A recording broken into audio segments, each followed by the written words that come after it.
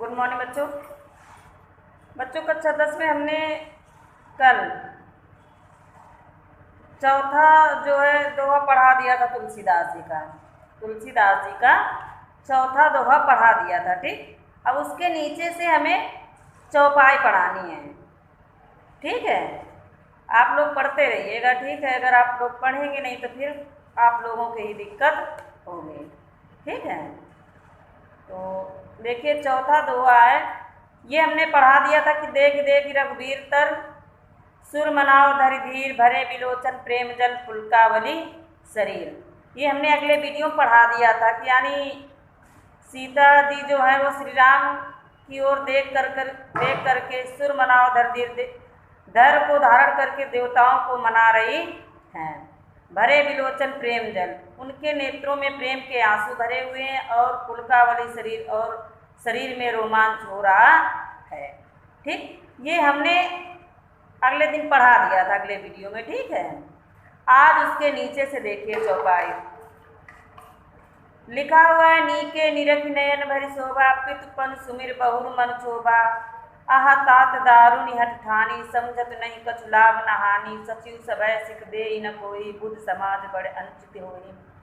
कह धनु कलसुई चाप कठोरा, कह श्यामन मृदुगात किशोरा, विधि के बात धरो उर धीरा, सिर सुमन कन वेद सकल सभा कह मति भय भोरी, अब मई शंभु चाप गति तोरी, निज जड़ता लोगन पर डारी, होई हरो रघुपति निहारी, अति प्रताप सिंह मन लौ निमेष जुग सै समझाही, नीके निरख नयन भरी शोभा। अब सीता जी जो हैं श्री राम को नेत्र भरकर देखती हैं, नीके यानी नीकी अच्छी प्रकार से, ठीक, नयन भर नेत्र भरकर। अब सीता जी श्री राम को नेत्र भरकर अच्छी प्रकार से श्री राम की शोभा को देखती हैं। पितुपन सुमिर बहुर मन शोभा, फिर पितु माने पिता, पन माने होता है प्रण या प्रतिज्ञा। ठीक, सुमिर माने स्मरण करके, बहुरी मन शोभा, बहुरी माने बहुत, मन शोभा माने दुख होता है, दुख होना। ठीक, फिर पिता के प्रण को स्मरण करके उनका मन जो है दुखी हो जाता है। यानी पहले जो सीता जी हैं श्री राम की शोभा को नेत्र भरकर देखती हैं। ठीक, नेत्र भरकर अच्छी प्रकार से देखती हैं, नेत्र भरकर देखती हैं या अच्छी प्रकार से देखती हैं। फिर यानी ये देखते हैं कि श्री राम कितने कोमल हैं। ठीक, इसके बाद फिर पितुपन सुमिर बहुर मन शोभा, फिर पिता के किए गए प्रण को स्मरण करके बहुत दुखी हो जाती है, या पिता के किए गए प्रण को स्मरण करके उनका मन जो है दुखी हो जाता है। आह तात दारुण हठ ठानी, कहती आह मीन्स दुख के लिए सूचित किया जाता है। ठीक है, तो आह तात मीन्स पिता, कहते आह अरे पिताजी ने दारुण हठ ठानी, बहुत ही कठिन हठ ठानी है। और फिर कहती है समझत नहीं कछु लाभ न हानि, और कुछ भी लाभ और हानि को नहीं समझते हैं, ना देखते हैं। यानी कहती है कि पिताजी ने ना कुछ लाभ, किससे क्या लाभ और क्या हानि होगा ये कुछ नहीं सोचा, और इतना कठिन प्रण जो है ठान लिया है, हठ ठान लिया या प्रण ठान लिया है।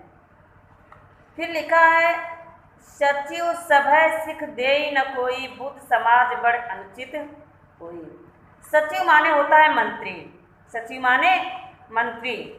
ठीक, सचिव मीन्स होता है मंत्री, तो सचिव और सभय माने होता है भय से युक्त। क्या भय माने होता है भय, और सभय लिखा है भय से युक्त। फिर लिखा है सिख देई न कोई, यानी जो मंत्री है भय के कारण, या क्योंकि राजा जनक जो है राजा है और मंत्री जो है मंत्री हैं।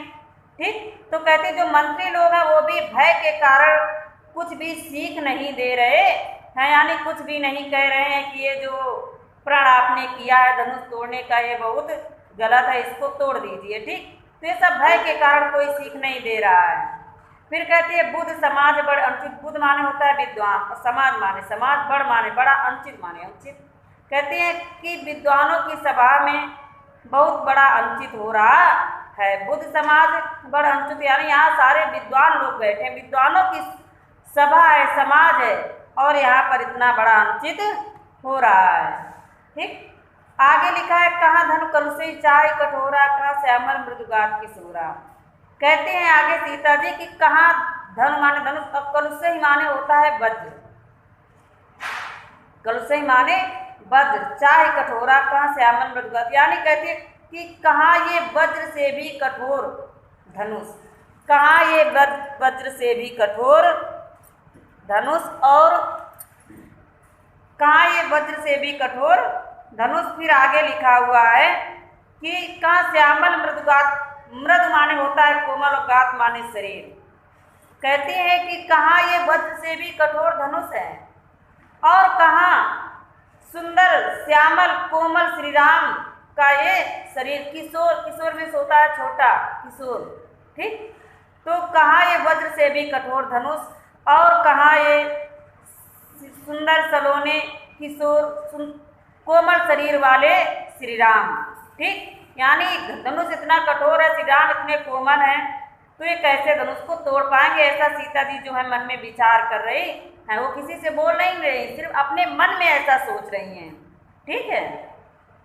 आगे लिखा है विधि के भांति धरो उर धीरा, शिरस मन कन वेद हीरा। कहती है हे विधाता, मैं किस प्रकार, विधि माने होता है विधाता, के माने के, भांति माने भात, धरो माने धारण करूं, उर माने हृदय पर, धीरा माने धैर्य।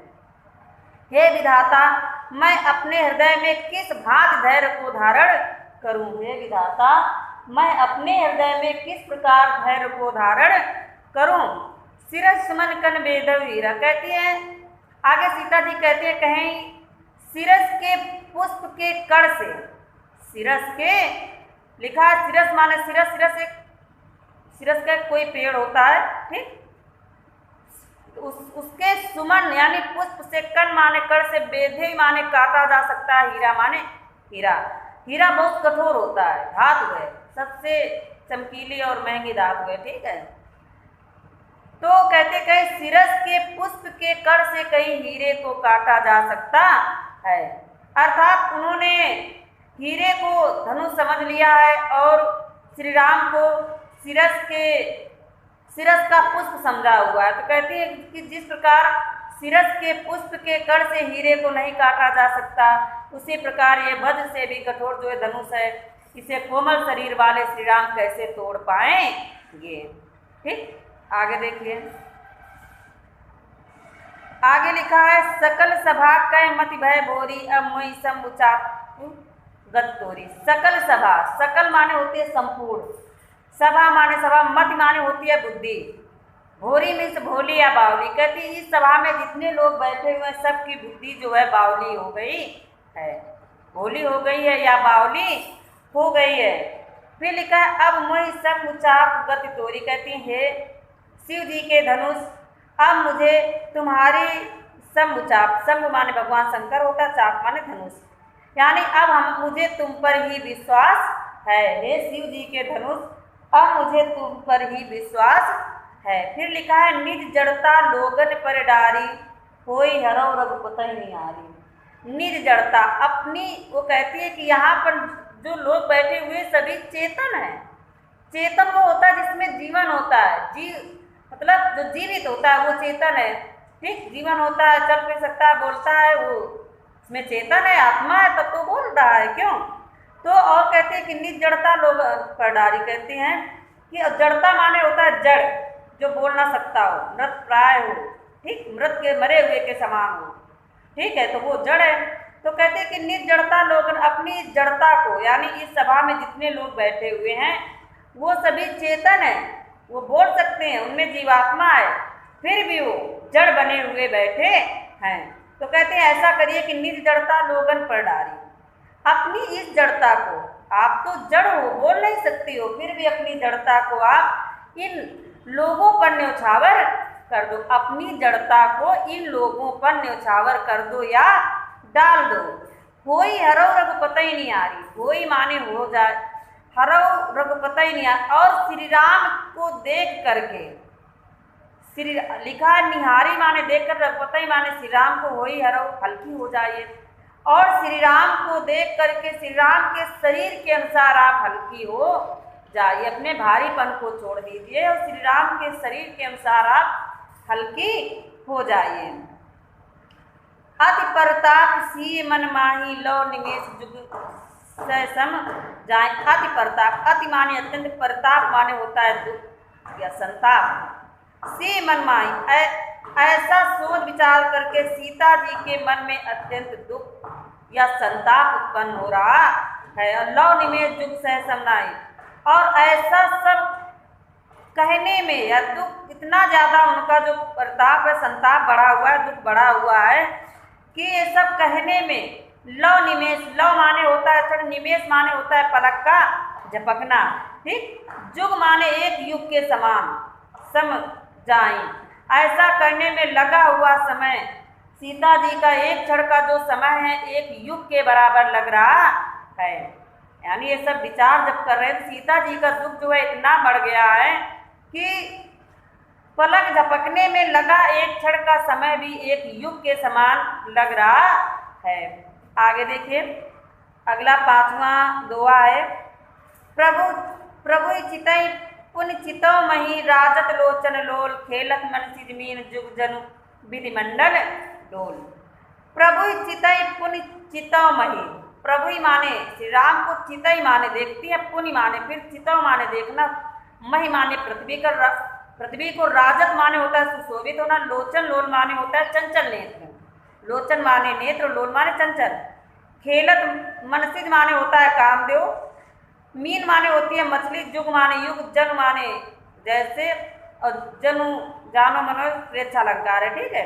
विधुमंडल, विधु माने होता है चंद्रमा, और डोल माने डोला, ठीक, झूला। तो प्रभु चितई पुण्य चितौमय, अब सीता जी जो है श्री राम की ओर देखती हैं।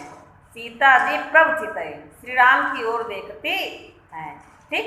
अब पुण्य चितौमय, फिर वो सोचती है हमको श्री राम की ओर देखते हुए कोई देख ना ले, तो पुण्य चितौमय, तो फिर जो है पृथ्वी की ओर देखने लगती हैं। श्री राम, सीता जी श्री राम की ओर देखती हैं, फिर वो सोचती है कि ऐसा ना हो कि हमको कोई श्री राम की ओर देखते हुए देख ले, तो लज्जावश वो क्या करती हैं, फिर पृथ्वी की ओर देखने लगती हैं।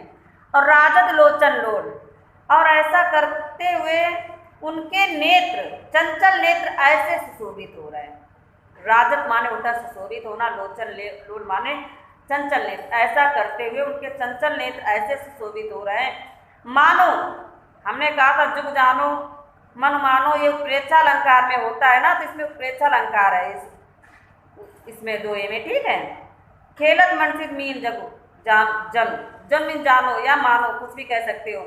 मानो ऐसा लग रहा है जैसे कामदेव की दो मछलियां विधमंडल डोल, चंद्रमंडल पर खेल रही, या हम ऐसे कह दें कि ऐसा करते हुए उनके चंचल नेत्र ऐसे सुशोभित हो रहे हैं मानो चंद्रमंडल रूपी डोल पर कामदेव की दो मछलियां खेल रही हैं। मानो चंद्रमंडल डोल पर कामदेव की दो मछलियां खेल रही हैं।